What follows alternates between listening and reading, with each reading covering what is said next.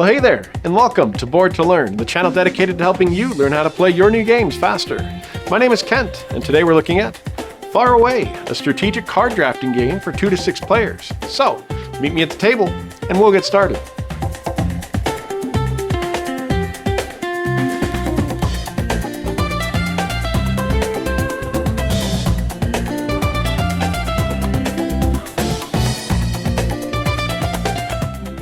Beyond the Sea of Mist lies Alula, a mysterious and ever-changing land filled with strange regions, hidden secrets, and unique inhabitants.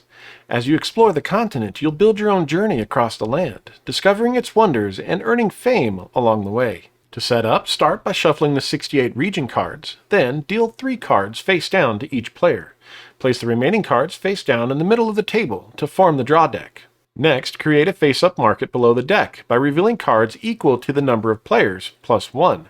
For this example, I'll be setting up a 3-player game, so I'll reveal 4 cards. Then, take the 45 Sanctuary cards, shuffle them, and place them face down next to the region deck. There is 1 player aid included in the game. Place it so that it's accessible to all players. And with that, the setup is complete. Over the course of the game, players will build a row of 8 region cards from left to right. These cards provide resources, clue icons, and scoring opportunities that can earn fame at the end of the game. Many cards require specific resources in order to score, meaning the cards along your journey are heavily dependent on one another. However, Faraway's biggest twist is that cards are scored in reverse order. At the end of the game, players will score their journey from right to left. This means cards played earlier in the game may rely on resources gained later, while cards played later will not benefit from resources on cards played earlier. Throughout the game, players can also discover Sanctuaries, which provide additional resources and bonuses that can help satisfy scoring requirements for cards placed all along your journey. The player with the most fame at the end of the game wins. Before we look at how a round is played, let's first take a look at the anatomy of a region card. Along the bottom half of each card, you will find the card's biome. There are 4 different biomes identified by both their color and banner pattern: blue, red, green, and yellow. In the upper left corner is the card's exploration duration, shown inside this circle. Each region card is uniquely numbered from 1 to 68. Around the border of the circle, you will also see either a sun or moon icon, representing the time of day. This is important for certain quest requirements later in the game. To the right of the exploration number, you may sometimes see this icon. These are clue icons which help you find better Sanctuary cards. In the upper right corner, some cards will also provide resources: the blue Udu Stone, the red Okiko Chimera, and the green Goldlog Thistle. These resources are shared across your journey and may be used to satisfy multiple scoring requirements. Blue resources are the most common, followed by red, while green resources are the rarest. Moving down the right side of the card, just above the biome banner, you may see smaller resource icons. These are quest prerequisites needed to score this card at the end of the game. In order to gain the fame points for the card, these resources must appear somewhere within your journey when the card is scored. I'll explain more about how scoring works later in the video. And finally, near the bottom of the card, some denizens will provide quests that award fame points at the end of the game. Fame points are shown by this symbol here, and the different quest conditions can be referenced on the player aid. Again, we'll cover scoring in more detail a little later in the video. Now that we're more familiar with region cards, let's walk through gameplay. Faraway is played over 8 rounds, and each round is broken into 3 phases: exploring a region, finding sanctuaries, and end of exploration. Let's take a closer look at each phase. During the exploring a region phase, all players will simultaneously choose 1 card from their hand and place it face down in front of them. Once everyone is ready, reveal the chosen cards and add them to your play area. After the first round, newly played cards are always placed to the right of the previously placed card. The order these cards are placed in is very important, so if space allows, try to keep your cards in a single straight line. Once all cards have been played, players move into the Finding Sanctuaries phase. This is where the exploration number on the cards becomes important. During the first round, this phase is skipped. You'll see why in just a second. First, determine turn order by looking at the exploration numbers on the cards just played.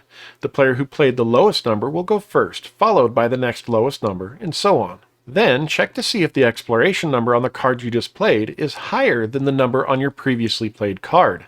If it is, you discover a sanctuary. To find a sanctuary, count the number of clue icons showing throughout your play area.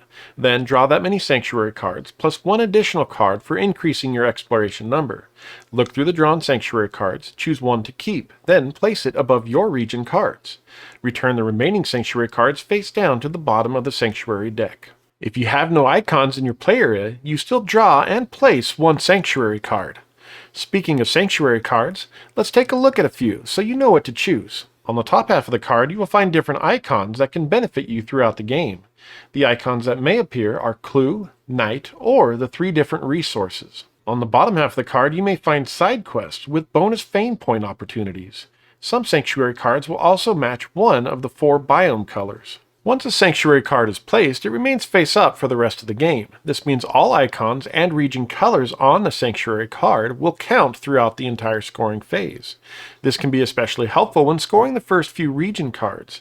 It is also important to note that players may only collect a maximum of 7 sanctuary cards, since it is not possible to gain one during the first round. If the exploration number on the card you just played is lower than the previously played card, you do not find a sanctuary, no matter how many clue icons you may have. Once all players have finished collecting sanctuary cards, move into the end of the exploration phase. Beginning with the player who played the lowest exploration number and continuing to the highest, each player will draft one region card from the face-up market and add it to their hand. The market is not replenished between selections. After all players have drafted a card, discard the remaining region card from the market back into the box. Then refill the market by revealing new cards equal to the number of players plus 1. Once the market has been refilled, begin the next round. Let's quickly recap. Start a round by exploring a region. All players choose a card from their hand and place it in front of them. Then reveal the card and add it to your play area. Then move into finding sanctuaries. The player who played the lowest exploration number goes first. If you played a region with a higher exploration number than the last card you played, you find a sanctuary. Draw one sanctuary card plus additional cards for each clue icon found in your play area. Choose one and discard the others. Then move into the end of the exploration phase. Again, starting with the player who played the lowest exploration number this round, choose a new region card from the face-up market to add to your hand. Play continues in this manner until the 8th and final round. During the final round, players only perform the first 2 phases, so there is no need to set up the market at the end of the 7th round. Once all players have played their final region card and resolved any sanctuaries, the game ends and players move on to the final scoring. To begin scoring, flip all of your region cards face down without changing their order.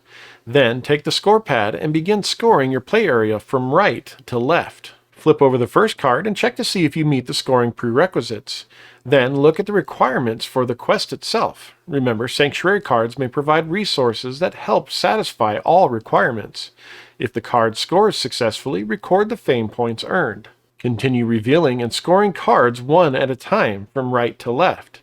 Keep in mind that only resources, region colors, and other icons currently visible count when scoring each card. Once all 8 region cards have been scored, add any additional fame points provided by your sanctuary cards.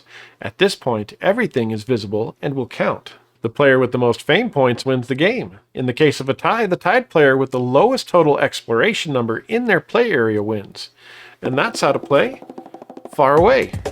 If you found this video helpful, please give it a like and consider subscribing to learn more great games. Turn the bell on to be notified of my latest videos. If you have any questions, drop them in the comments and I'll do my best to respond. Remember, it's not just how you play, it's how much fun you have. I'll see you next time on Board to Learn.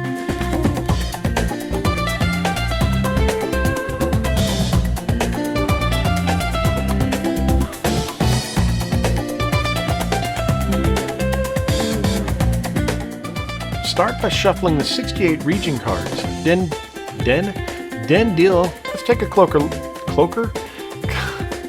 Then place it above your region cards. Return the red Okiko. The red Okiko. Is that right? The red Okiko Chimera. The red Okiko Chimera and the green gold log thistle.